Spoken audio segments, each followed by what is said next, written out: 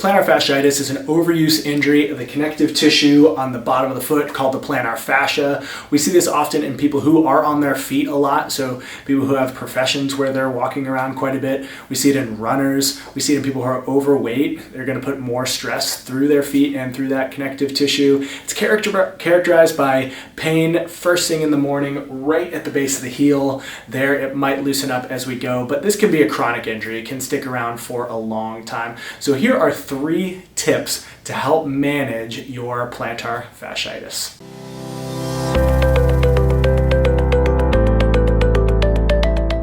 The first tip is to make sure that it's actually plantar fasciitis. So we see this a lot where people have foot pain of any sort and they immediately assume it's plantar fasciitis because that's one of the more common diagnoses that we see in the feet. But plantar fasciitis needs to be right here at the base of the heel, right where that plantar fascia inserts. It might run into the arch a little bit as well, but it's not going to be on the top of the foot. It's not going to be in the toes. Now, we could have some compensatory pain from plantar fasciitis in those areas, but the main pain source is going to be right there at the base of the heel. But there's also many great mimickers of plantar fasciitis as well. Like I said, plantar fasciitis is the most common diagnosis that we see in the plantar heel, but another one that we will see occasionally is a stress fracture of the calcaneus. So that's the heel bone. We can do some tests to help rule that in or out. There's also going to be a fat pad that sits on the base of the calcaneus.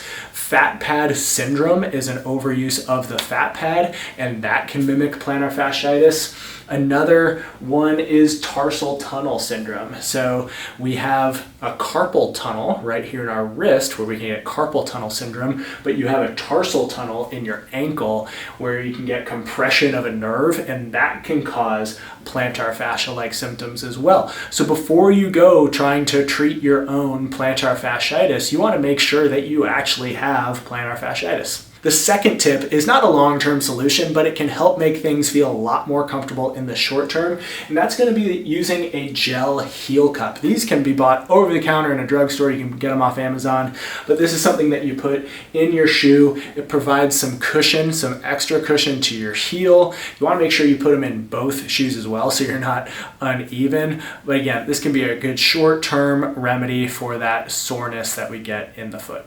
Your second tip is to stretch your calf muscles if they are tight.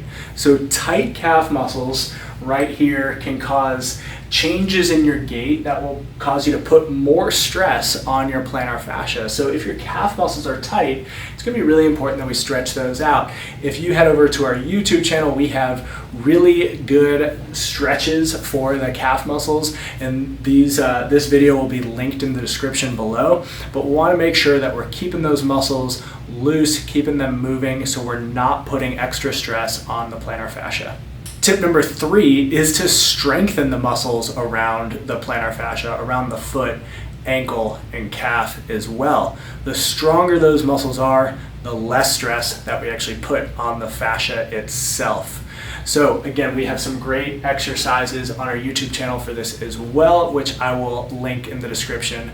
But we want to make sure that if anything in the chain, in the foot, ankle, calf, even up into the hip is weak, we're strengthening those areas as well. These are general tips. Rarely is there a case of plantar fasciitis that is identical to another one.